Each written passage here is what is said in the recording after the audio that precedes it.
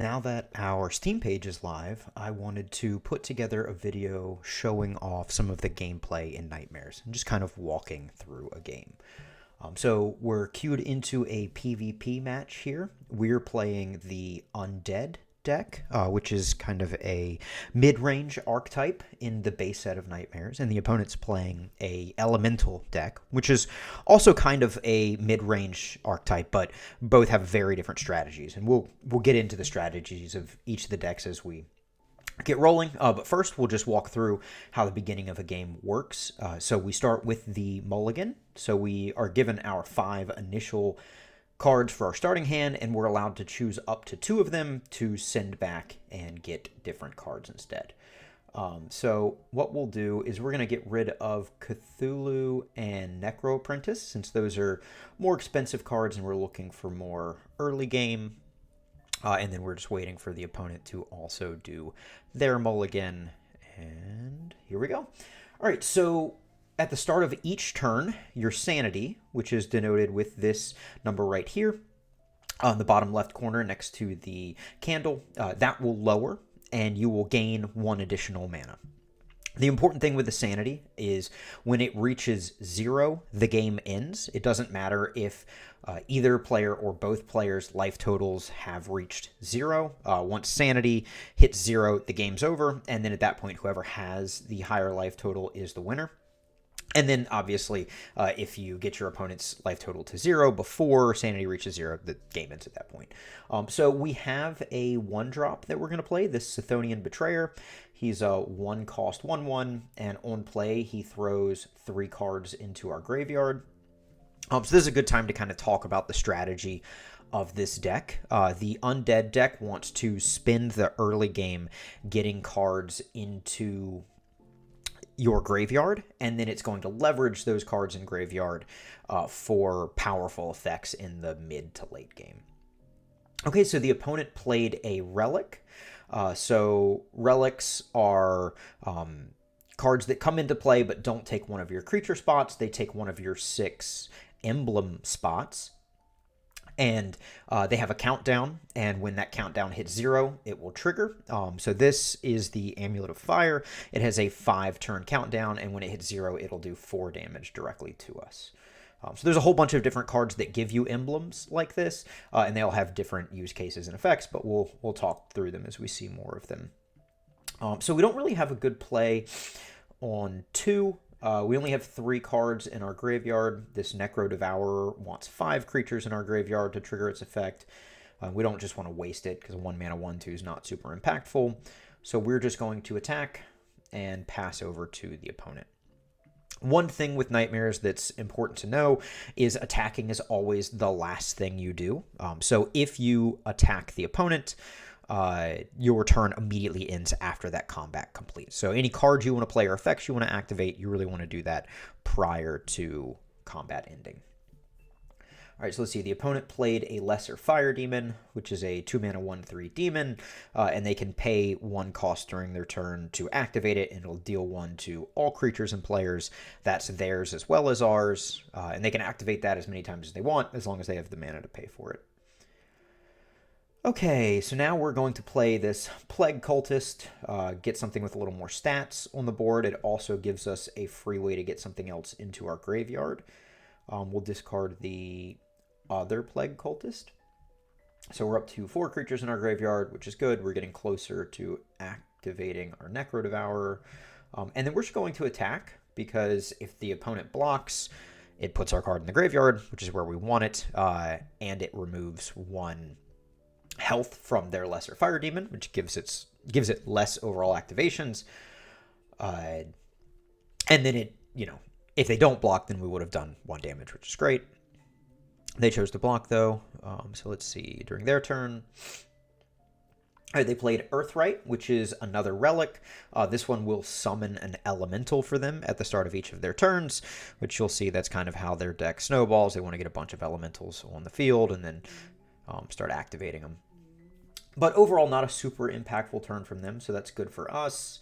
And we actually have a pretty good turn in front of us, so we'll play this Rogue Deep one. He's very similar to our Chthonian Betrayer. He puts 3 cards in our graveyard, but he lets us choose one of them and put a copy of it back on top of our deck. So it's a really good way to get cards in your graveyard for your undead effects, but also filter your draw a little bit. So we definitely have enough for our Necro Devourer now, so we'll play him. He comes in as a 4/3, and then we'll just attack with our Plague Cultist.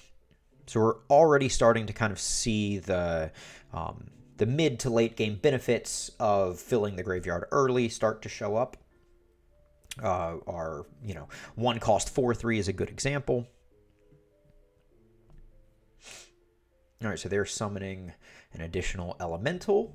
Let's see. So their Granite Golem, this is the one they're emblem summoned, and when it dies, it adds its curse or its stats to another elemental they control, and then their tribute to the elements actually has the same effect. It's just a 4-mana 5/4, so more stats to pass around. But again, not a super impactful turn from them, so that looks pretty good for us. Let's see, we don't have a whole lot we can do on 5 mana. Our next couple plays are 6 mana, and this Necromaniac would destroy our creatures as well, so we don't really want to do that. So we'll just play Foresight, we'll draw some cards, see if we draw into anything else we can play. We do. So a couple things to talk about here. One, we drew this Necromancer Plus. So in Nightmares, one of the big claim to fames we have, right, is at the end of each game, if you won the game, you get the opportunity to upgrade one of your cards to make your deck stronger. So there's an upgraded version of every card in the deck, or in the game. This is the upgraded version of Necromancer. It's originally a 7-mana 7/7. Now it's a 5-mana 5/5. The effect stays the same, but you just get access to it earlier in the game. And then if you lose a game, you get to add treasures to your deck, which are just very, borderline overpowered cards, but you can only get access to them that way. So that is the one upgrade we have in this deck so far. I've played a game or two with this deck already. But he's 5 mana. We can't afford to play him, so we're just going to play another Devourer. He will come in as a 4/3, and then we've got a pretty strong board, so we're just going to swing in with it. We really want to try to do as much damage to them as we can. And they're kind of incentivized not to block too heavily because they want to keep elementals around to pass stats. So they're just going to kind of block optimally to avoid taking too much damage, but we get to get a little bit through. All right, so they passed stats to one of their guys, and then they summoned another elemental at the start of their turn. Okay, so they play Mutilate, which effectively clears the board, which is good for them, but it leaves them without any elementals, so we're looking pretty good. And I think this is a good opportunity to show off this upgraded Necromancer. So he's going to fill our board with Undead Abominations, and their stats will be equal to the amount of Undead we have in our graveyard, which is currently 4. So we're going to fill our board with 4 4s. And again, it's just a way to build a very strong board, all with a single play. And then hopefully we can overwhelm the opponent by attacking in the near future. All right, so one of their relics triggered and dealt 4 damage to us, which is painful. And then they're going to summon their Weight of the Elements and pass the turn back to us. Okay, so this is a powerful card.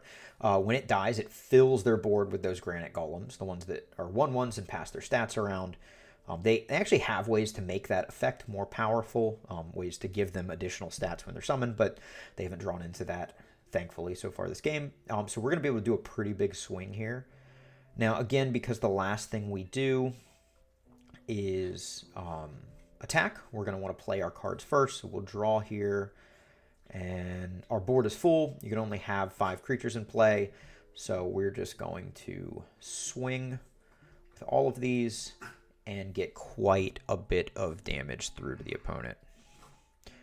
I think that's actually enough for lethal. That should do 16 damage directly to them and be enough to close out the game. That's some artwork we need to rework for full screen mode. But now that we've won the game, this is what I was talking about earlier. We get taken to this upgrade your deck scene, and we get to choose one of these 3 upgrades. So we can upgrade a card, make any of the cards in our deck a more powerful version. We can add an additional copy of a card we already have to the deck, or we can remove a copy of a card from the deck. Kind of thinning it to get to your synergies more easily. So we're going to go with upgrade, and let's see. I think we will upgrade Necro Apprentice, which, similar to Necromancer, this is just going to bring his stats down and give us access to him earlier. So he's now a 5-cost 3/3. All right, and that is a look at a game of Nightmares. Thank you for watching, and we'll have more content for you guys in the very near future.